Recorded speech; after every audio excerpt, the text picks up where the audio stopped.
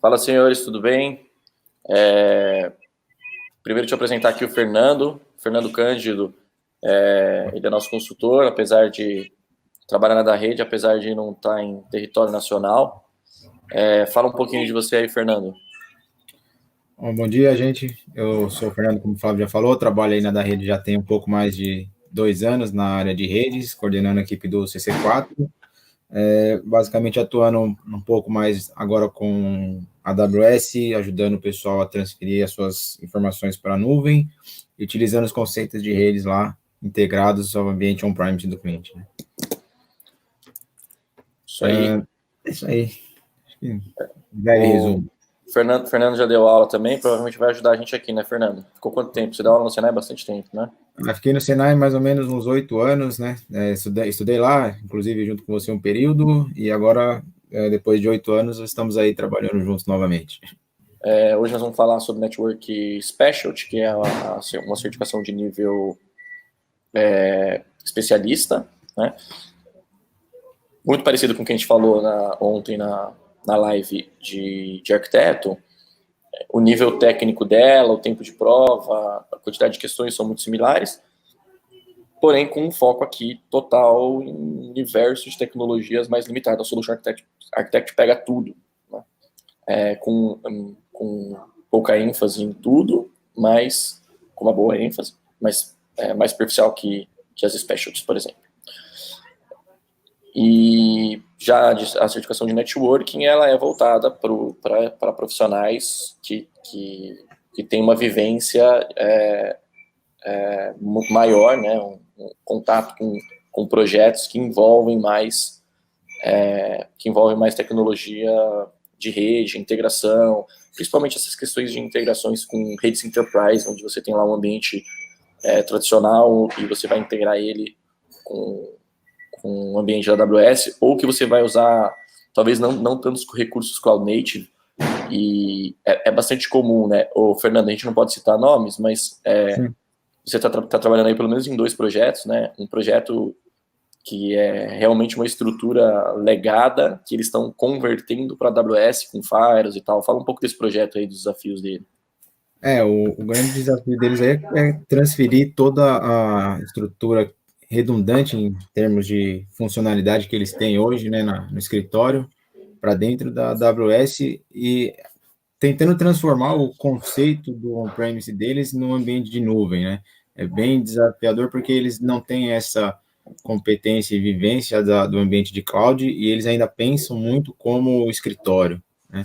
Então, ajustar essas definições, fazer as funcionalidades de acordo com o projeto que foi levantado para eles inicialmente no escritório é um desafio dia a dia e a gente tem trabalhado constantemente aí para fazer VPNs redundantes, links de comunicação com a internet redundante, restrição de segurança para acesso aos ambientes, fator de autenticação duplo.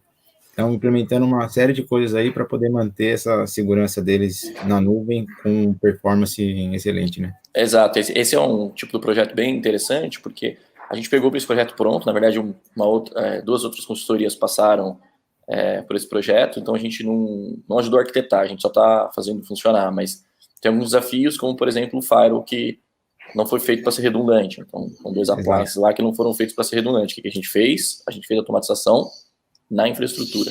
Então, o ambiente vai passar tudo pelo lado 1 da estrutura. Caso o lado 1 falhe, a gente tem uma função lambda que fica testando a estrutura 1 e aí vai lá e troca todas as rotas, chaveia tudo para o outro lado. Isso foi a forma que a gente encontrou para fazer isso dentro dessa infraestrutura e dessa arquitetura. Mas também fica uma dica, né? Sempre que a gente for levar para a AWS, a gente não pode pensar cloud native, né? É claro que a gente tem que ter compatibilidade de funcionalidades, ou seja, eu não posso perder essas funcionalidades, mas se a gente quiser fazer um espelho do que a gente faz no on-premise dentro da AWS, a gente com certeza vai ter dificuldades e vai perder parte, né? Eu brinco que é o pior dos 2 mundos, né? Você vai levar para cloud, onde você vai ter ali alguns desafios, né? Por exemplo, o que eu falo sempre, se eu pegar um recurso computacional on-demand, né? um servidor on-demand, cheio de funcionalidades, com API de integração, backup que eu posso automatizar, certamente esse poder computacional, essa VM, vamos dizer assim, essa instância, ela vai ser mais cara do que se você pegar um VPS no hosting tal, né? Ou se você comprar um equipamento e dividir por 3 anos, que é o custo que esse equipamento tem, por motivos óbvios, né? É claro que se você fizer a reserva da instância, vai melhorar, então tem outros atributos. Agora, se você não se utilizar desses benefícios de cloud, como, por exemplo, vou desligar, ligar, vou autoescalar, vou utilizar só o recurso que eu preciso. Então, se eu uso 2 GB de memória no pior cenário, mas eu tenho um servidor de 16 GB de memória, eu não uso uma instância de 16 GB de memória. Eu uso uma instância de 4 GB de memória. E quando passar dos 2, eu penso em pegar uma de 6, depois uma de 8. Então, isso a gente vai falar depois sobre economics, mas isso é se adequar à realidade de cloud. Se a gente quiser trazer as is, pau, de um lado para o outro, dificilmente vai ter muitos benefícios, mas dificilmente vai ficar mais barato. Então, por isso que eu brinco, né? É levar o pior dos dois mundos, né? Então, você tem algumas características de um lado e do outro. Se você usar a pior de cada um deles, sua solução vai ficar longe de ser a melhor, né? Bom, sobre a prova aí, não tem nada diferente da outra prova, da prova Professional, tá? Só aqui a página do treinamento que eu coloquei uma apresentação que depois a gente vai compartilhar para vocês, que é a apresentação, que é a AWS tem uma página da certificação específica, né, para cada certificação. Então essa aqui é a página, ele tem o guia, recomendo que baixem e leiam, ele está até aqui. Então, o guia, para todas as provas tem um guiazinho, tá? Falando todo o conteúdo e tal, um pouco do que a gente vai falar aqui.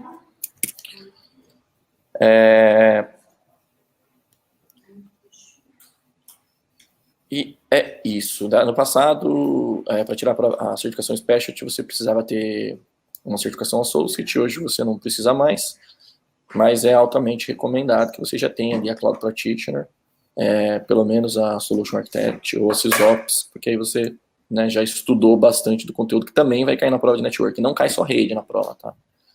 Cai muito mais rede, mas ela vai te testar com relação ao montão de serviços da AWS que estão envolvidos no ecossistema, né? Aí aquele resuminho que eu já passei para vocês ontem. Então, falando dessa prova aqui específica, $300, 750 pontos, 180 minutos. Essa prova tem 10 minutos a menos, tá? Ela tem 170, na verdade. Você ganha mais 30 e aproximadamente 80 questões. Eu lembro da minha prova ter 85 questões. Foi uma prova que eu fiz que eu tive bastante dificuldade. Foi a primeira prova que eu tive dificuldade com o tempo. Para terminar a prova, eu tive 10 minutos, no finalzinho tinha assim, 10 minutos e mais de 10 questões. Então, a Architect foi pior, na minha gestão de tempo foi pior, porque as perguntas são maiores, mas essa aqui foi bem ruim também. Eu achei que não ia passar não, no finalzinho. Aí os domínios exigidos, né? Então são 6 domínios, prioridade maior em dois deles, né? Que é o de design de ambientes híbridos, de você montar ali uma infraestrutura que integre a sua cloud e o seu colo ou o seu data center on-premise, e a integração com outros serviços, né? Então a integração não é o que vale mais pontos, mas provavelmente se você focar no domínio 1 e no domínio 4, os outros conhecimentos dos outros pilares ali, dos outros domínios, você vai pegar consequentemente. O segundo dele, o quarto é a integração. A gente vai falar um pouco sobre cada um deles. Então, primeiro, design, implementação de rede de tecnologia híbrido. Então, a parte de conectividade de rede, aí vai falar bastante sobre integração com Direct Connect ou com VPN, né, que são as possibilidades de integração. Quando a gente vai integrar o ambiente on-premise com o ambiente AWS, a gente tem algumas formas de fazer. Por exemplo, conexão direta, afinal, você pode ter recursos de serviços públicos na AWS. Então, essa é uma das formas. Depois, a gente pode, se quiser fazer de forma privada, ou se precisar fazer de forma privada, a gente pode fazer via VPN, utilizando o serviço de VPN da AWS. A AWS tem o serviço de VPN tanto site-to-site quanto client-to-site, ou seja, se você quiser simplesmente usar ali no seu notebook, conectar direto na Amazon e cair dentro da rede interna, é possível, através de um serviço gerenciado.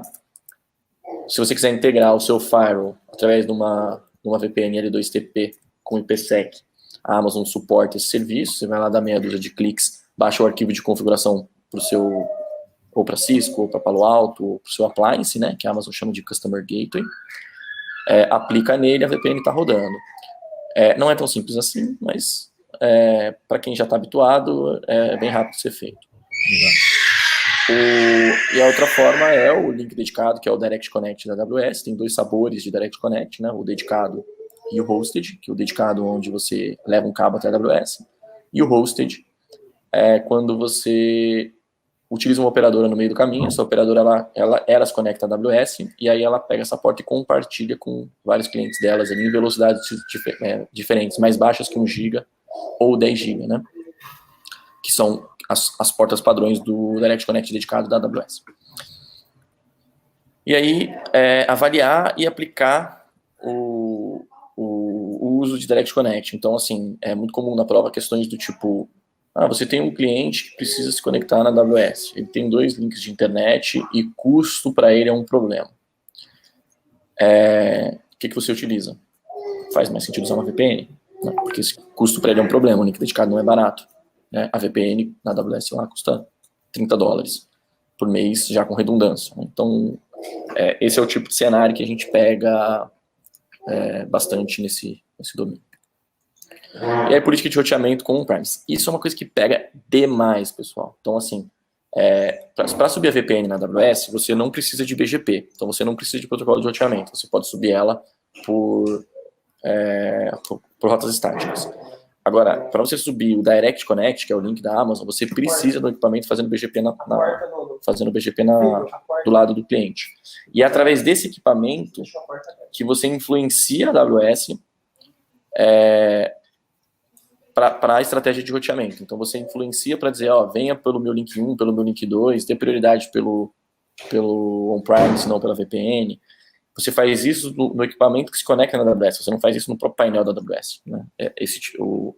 A política e o influenciamento. Então, na prática, é BGP puro que você vai fazer aqui. Né? Existe ali algumas regras da AWS, por exemplo, se você quiser receber o meu bloco público XPTO da região de Norte Virgínia, a community é tal. Então, existe ali alguns documentos da Amazon que dizem quais são as regras do lado dele, como você consegue influenciar eles para que eles decidam por onde para que eles roteiem para você, ou você fazer a sua política para que você envie para ele. Então você tem às vezes 2 links lá de Direct Connect, você fala assim, eu quero usar prioritariamente um, se cair eu faço o outro. É nos roteadores da ponta que você faz isso. Então o BGP é vital, né? Saber entender como funciona o BGP é extremamente necessário. Tá? Cai bastante na prova, né? Como funcionam as métricas e tudo mais. Agora, VPN você pode ter BGP também, mas é uma coisa que é opcional. Então é bem comum a gente, para cenários mais complexos, onde eu tenho VPN como redundância do meu Direct Connect, aí faz sentido você ter o BGP falando na VPN também.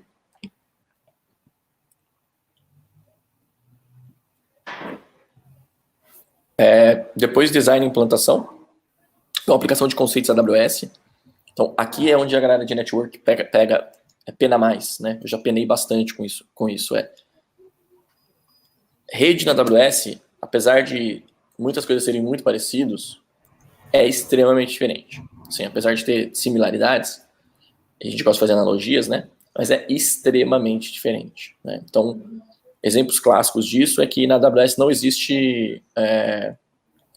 dentro da AWS não existe domínio de broadcast nem domínio de colisão. Então, apesar de você estar segregado em sub-redes, todas as sub-redes dentro da mesma VPC, elas se comunicam de forma direta, ou seja, elas batem no VPC e o VPC roteia ela para o outro lado, então elas se comunicam. Eu fecho no security group, caso eu não queira que essa comunicação funcione, né? Então, quando a gente tem redes mais complexas, é muito comum ter essa confusão aí de, era para passar o tráfego pelo firewall, mas o tráfego está indo direto de uma instância para outra, né? Porque se você não arquitetar e não fizer direitinho, deixar ali todo mundo dentro da mesma VPC, o tráfego vai acontecer de forma direta. Então, tem algumas características aí que precisam ser bem entendidas na hora de você fazer o desenho de implantação Então, é importante conhecer os conceitos. Na prova cai, né, arquiteturas baseadas em requisitos de cliente, então boa parte das questões cai com esse tipo de abordagem, né, então o cliente tem essa demanda, essa necessidade, como eu faço para atender, que serviço eu uso esse, uso aquele, qual bloco eu uso, deixo numa VPC única ou faço uma VPC separada, crio uma conta única, crio uma conta separada, né? Esses são os desafios da questão, lembrando que o estilo da prova é bem aquele estilo que a gente falou ontem, né? Eu vou voltar naqueles slides para repassar para quem não pegou a apresentação de forma sucinta, mas a ideia não é decoreba, a ideia não é entendimento simples, a ideia é entendimento profundo e resolução de problemas. Propor otimização em redes existentes, então você já tem lá um cenário AWS e está com algum desafio, ou problema de rede, ou problema de performance, ou sofreu um ataque de DDoS, como é que eu resolvo isso?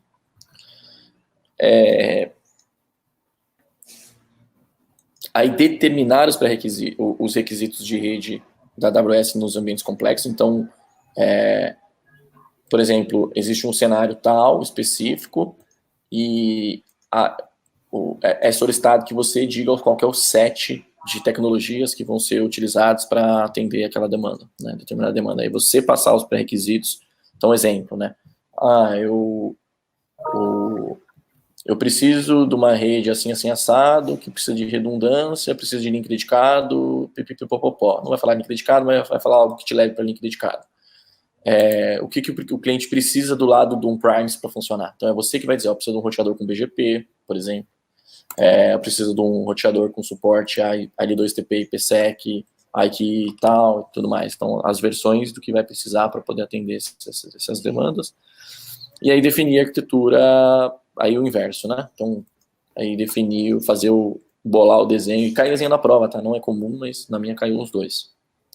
E aí você definir ali a arquitetura mais adequada, baseado no contrário, né? No que o cliente passou. E otimização de custo em redes AWS. Isso pega bastante, é importante entender novamente, não decorar. Eu trouxe aqui um diagrama bem interessante. Eu não uso bem esse, mas eu uso um que esse se baseou. Esse aqui é mais bonitinho, o outro é mais old school.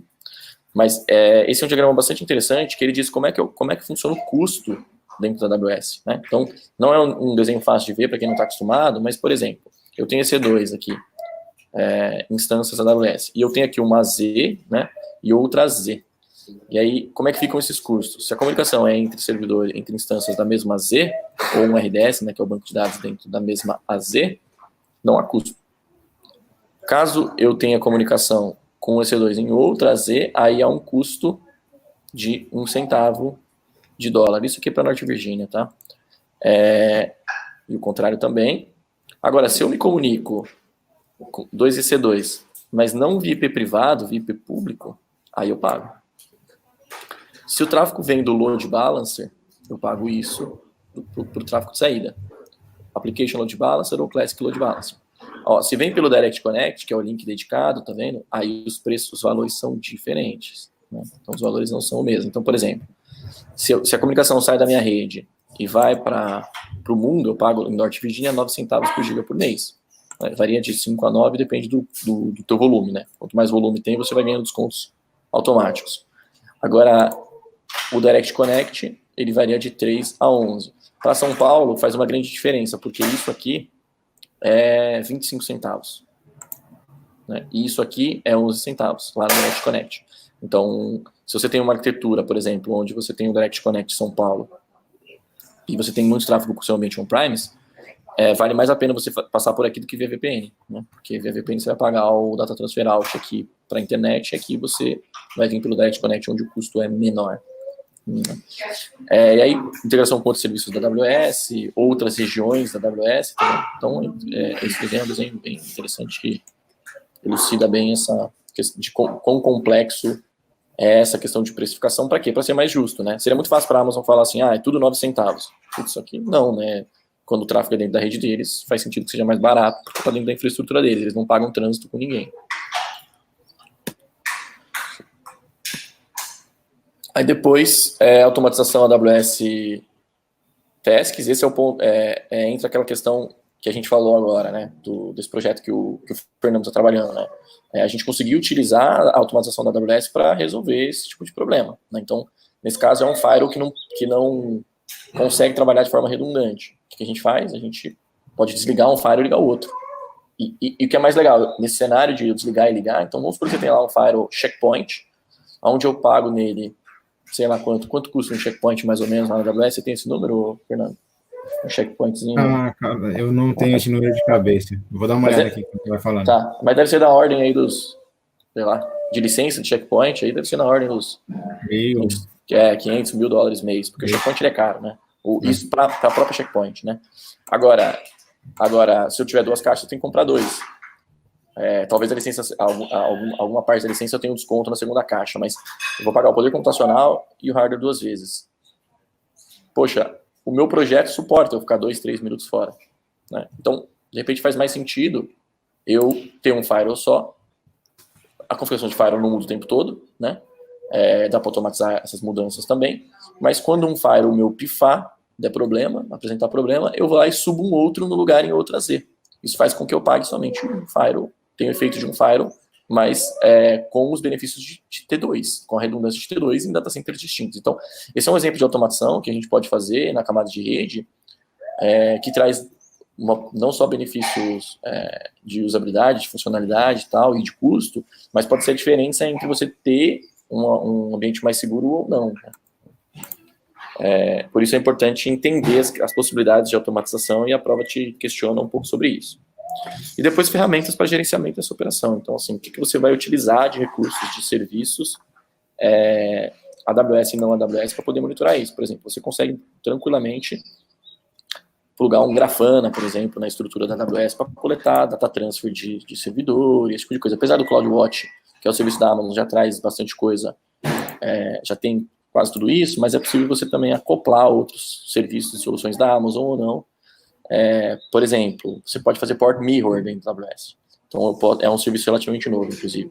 Eu posso dizer o seguinte: tudo que passa pela minha VPC, manda por essa placa de rede virtual aqui, e você põe um servidor ali com um CIEM, um appliance ali, que vai coletar todas essas informações, ou um IPS, por exemplo, um IDS, IPS.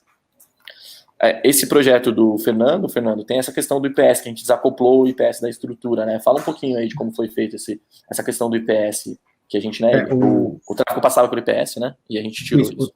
O tráfego antes passava pelo IPS, na verdade, ele era um ponto de roteamento na estrutura, né? Então, a gente planejou fazer com que o IPS tenha o recebimento do tráfego da AWS, não mais como um item roteado, mas um item de apenas análise da estrutura, e caso identifique alguma coisa através do port mirror que a AWS tem para receber esse tráfego, a gente vai utilizar uma API para poder fazer a inserção de alguma regra no firewall para poder bloquear ou não esse tipo de pacote ou coisa do tipo que o IPS vai detectar.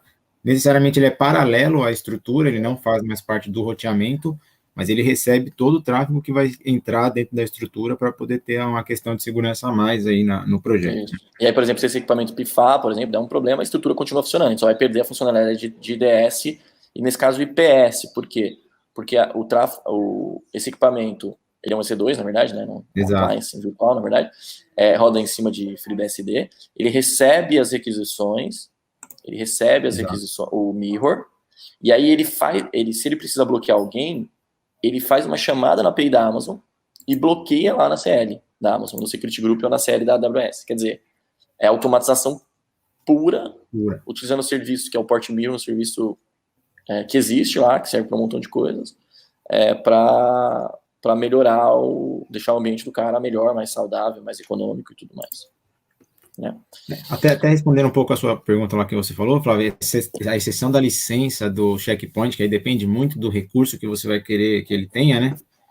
Que eu acho que no recurso que a gente está usando hoje de Firewall, IPS, lá quase $1.000 a licença. Tá. Só a máquina do EC2, que é recomendado, é questão de 2,37 por hora de uso, né? Isso sem a licença. Sem a licença. Isso on demand, paga né? pelo seu uso, né? On demand, isso. Exato. Então, $1.700, né? Então, veja, se eu tenho Normalmente o cliente fala assim, não, eu quero ter redundância, eu quero os dois ligados e se cair em meio segundo, eu quero que entre. Tá, mas a gente consegue fazer uma automatização assim, aqui que não vai subir em meio segundo, vai subir em 30 segundos. Atende para você? Não, 30 segundos é inaceitável, tal. Então, mas custa... a diferença aqui da estrutura vai ser $1.700 mais a licença. $1.700 mais a licença, vezes 5,1 vezes impostos, né? R$12.000 por mês. Aí vale aí essa questão? Ah, não, 30 segundos é muito tranquilo. Pode deixar até 1 minuto, se for o caso, se der para dar mais desconto. Então a sacada é mais ou menos essa, tá? Depois, configuração de rede e integração com aplicações. Aqui diz respeito à parte assim, de integração com DNS, de integração com outros serviços, o próprio Flowlogs, VPC Mirror, que é o que a gente falou agora, né? Então, cai bastante as funcionalidades de DNS do Route 53, é a prova que mais cai. Por quê? Porque o Route 53 é o DNS da AWS, mas ele não tem só a questão de, como um provedor tradicional, você tem ali o DNS, configura entrada A, entrada CNAME e tal. Inclusive, no blog da Rede tem 2 artigos meus falando sobre DNS puro, não AWS, mas DNS puro. Eu recomendo que leiam aí para dar uma quebrada. A gente pode depois trazer esse conteúdo também para cá, em alguma live. Mas o Route 53, ele tem funcionalidades extras, por exemplo. Você pode fazer redundância no nível do DNS. Então, você tem lá um servidor rodando em São Paulo, um servidor rodando em Norte Virgínia, estando na Amazon ou não. O Route 53, ele tem probe, ele permite você ficar testando esse cara, e caso o principal morra, ele chaveia para o segundo. Então, você pode ter uma estratégia super simples de redundância usando o Route 53.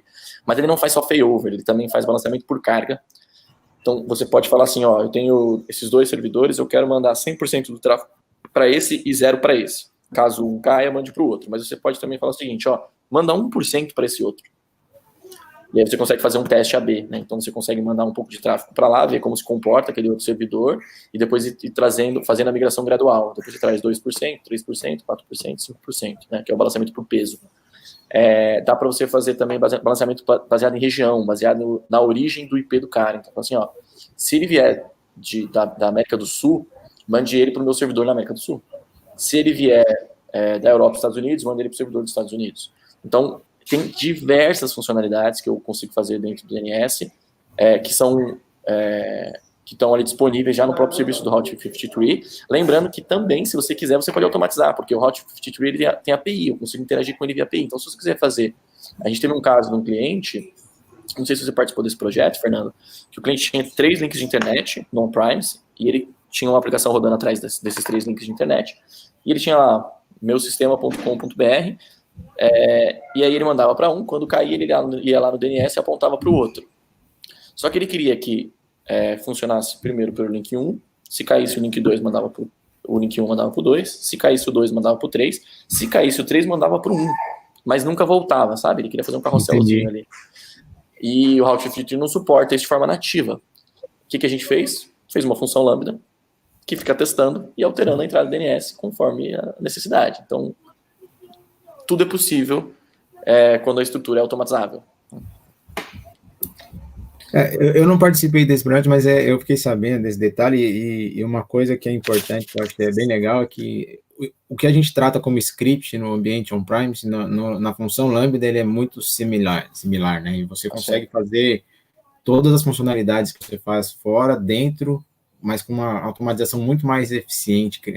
Sim, e extremamente barata, né? Extremamente barata. No servidor, por exemplo. Né? Com Lambda, a gente vai falar depois de serverless, semana que vem a gente vai ter vamos falar só sobre o tema serverless, mas como funciona Lambda, por exemplo, você, com certeza, todo esse tipo de automatização que a gente está falando aqui, ele é de graça em Lambda, porque o Lambda tem um free tier que é 1 milhão de execuções por mês, então, e mesmo que pagasse, vai ser frações de centavos. Fora que a própria infraestrutura é scriptável, então eu posso criar e apagar recursos de rede utilizando a API da Amazon, e aí eu faço meu script, né? Exato. E aí, esse domínio fala dessa parte de DNS, integração também com DNS híbrido. Então, poxa, eu vou estender a minha rede para a AWS. Eu tenho lá meu DNS no meu AD, por exemplo. Como é que eu faço essa integração? O Route 53 tem serviços para você integrar o seu DNS interno com o seu DNS externo, e a parte também de DHCP. Então, assim, na Amazon, em Cloud, em geral, os IPs a gente usa tudo dinâmico. A ideia é que eu não fique preocupado com planilha de IP, né? Eu passo meu range lá, a gente vai ver isso hoje, e pronto. E a AWS, né, vai alocando os IPs para mim de forma dinâmica. Eu tenho como interagir com esse DHCP da Amazon, criando ali, escolhendo ali os atributos que eu vou querer passar e tudo mais. E a estratégia de load balancer baseada em cenários, que isso o assunto load balancer na AWS é um assunto que é fácil de fazer, mas ele tem um monte de nuances e de intertantos, né, dentro da arquitetura. A AWS tem hoje 3 tipos de load balancer, e essa prova é a prova que mais exige conhecimento desse cara, e eu mesmo com estratégia de CDN. CloudFront é o serviço de CDN da AWS, então determinar a melhor estratégia para otimização de performance e tal. Para o Brasil, uma questão legal é que a CDN no Brasil, ela caiu de preço no ano passado bastante. Isso fez com que o data transfer da CDN ele é mais barato do que da VPC. Então, a gente tem usado bastante a estratégia de colocar os nossos serviços atrás da CDN, mesmo se eu não vou usar cache, por exemplo, porque o data transfer entre a AWS e a CDN não tem custo. E da CDN para o cliente é mais barato do que da VPC para o cliente. Então, essa é uma técnica também que a gente tem usado bastante para redução de custo. E adequar requisitos de serviços da AWS com requisitos de rede, né? Então, entender ali quais os serviços que existem na AWS, no ecossistema da AWS, como o Port Mirror e todos esses que podem ajudar a gente a atender os requisitos de rede. Então, às vezes, o cliente fala, mas não dá, porque o VPC não tem isso, não tem essa... Não, mas já tem o Port Mirror. Tem o Lambda, que pode ajudar a gente a fazer isso. E assim vai. Até o Load Balancer mesmo, né, Flávio, que é uma baita aplicação para a gente aí, né? Uma questão de redundância. Exato, que salva um monte de cenários. Isso que você falou, o Load Balancer aparentemente não é um serviço de VPC, ele é um serviço que está dentro do EC2, mas ele é um subserviço do EC2, mas ele resolve uma porção de coisas, né? Beleza, depois segurança e compliance, então que fala sobre requisitos de arquitetura baseado em segurança, então fechar a casinha, não liberar, colocar um AF, fazer controle de conteúdo em camada 7 e tal, e estratégia de monitoramento voltada para a segurança. Então, exemplo, Port Mirror, ou VPC Flow Logs, que a gente consegue exportar os dados dos metadados, né, entre aspas, TCP dump de tudo que passa ali na AWS para poder ser coletado por uma ferramenta terceira e fazer um monitoramento que está rolando.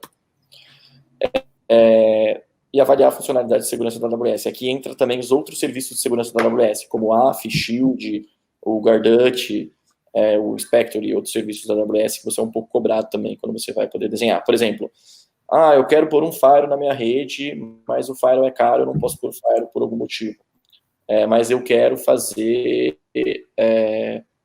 eu quero inspecionar tudo que está passando e usar um algoritmo de machine learning para poder detectar se aquilo ali é uma ameaça ou não.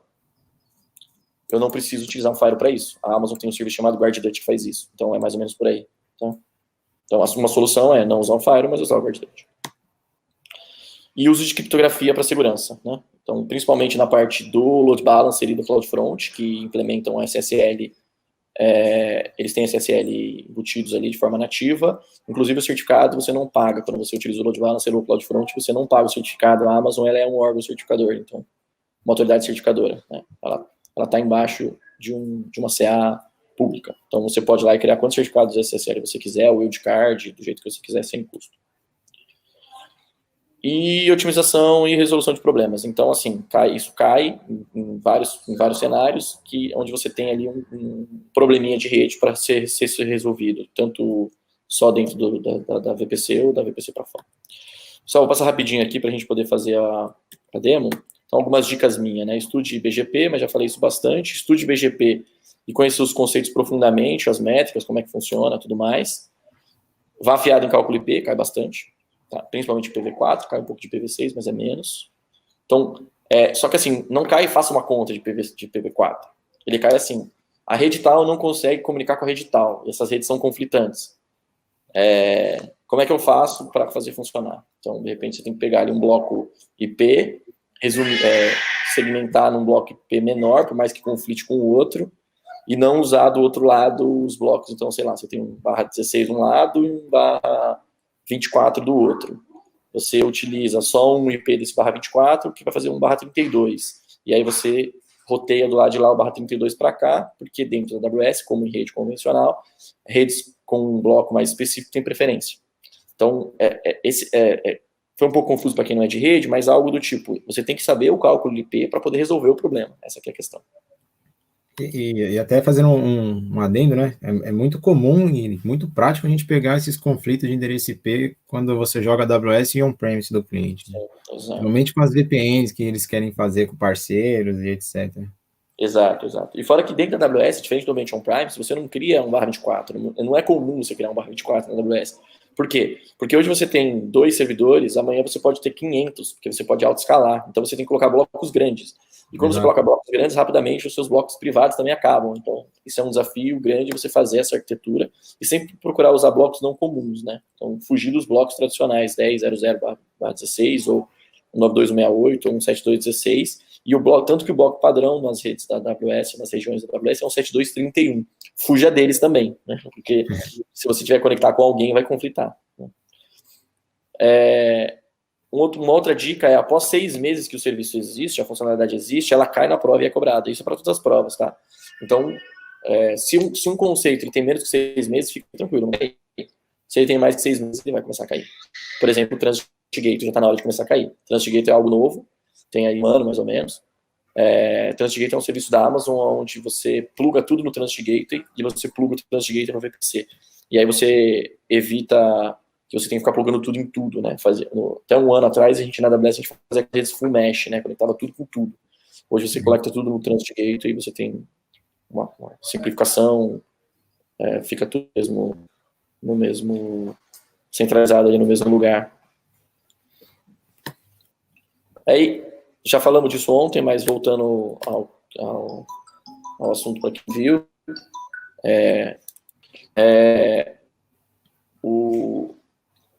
a prova tem o guide tem esse trecho que diz o seguinte: na prova vai ter pegadinha para testar o seu conhecimento, entendeu? Para ver se você não está confundindo VPN com VPC, né? Para você ver se você não está confundindo conceitos parecidos. Né?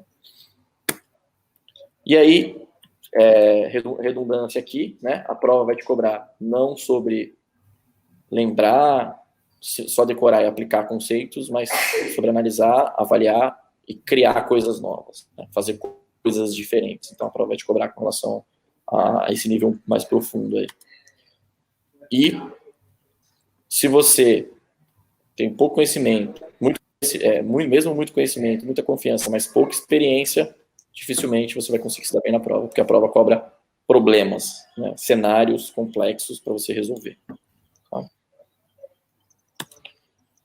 E aqui as mesmas dicas da prova de Architect, trouxe aqui só para quem é de redes e não está preocupado lá com a parte em fazer outras provas, foco em funcionalidades em funcionalidades de serviço e o que ele resolve, e não decorar coisas, estude para ser um especialista e não para passar na prova, faça a prova por conta, não existem soluções milagrosas para você aprender, para enfiar a experiência na tua cabeça, e use os treinamentos, mas também leia os materiais da própria AWS, as FAQs, etc.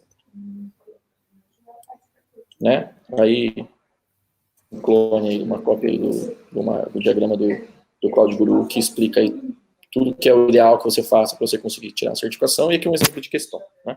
Então, veja, é uma questão que tem endereçamento IP, mas ela tem cenário, ela tem comunicação, ela, né, fala sobre VPN, então, ela fala sobre RFC, então, é sempre algo complexo e que exige um conhecimento profundo de diversos conceitos de rede e de AWS.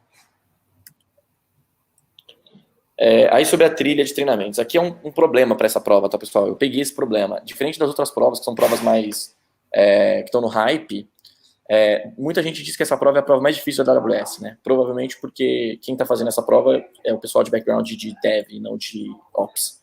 Mas não existe muito conteúdo. O material do Cloud Guru é o melhor que eu achei. Eu não achei ele ótimo, mas ele é médio, ele traz bastante coisa assim. E simulados, o Slabs, né? Os simulados não existem simulados do Dojo, por exemplo. Então, a opção que eu tive foi, eu achei uns outros na Udemy, mas bem ruins, e o Slabs é o melhor que eu encontrei ali, o mais próximo da realidade. Beleza? Senhores, é isso.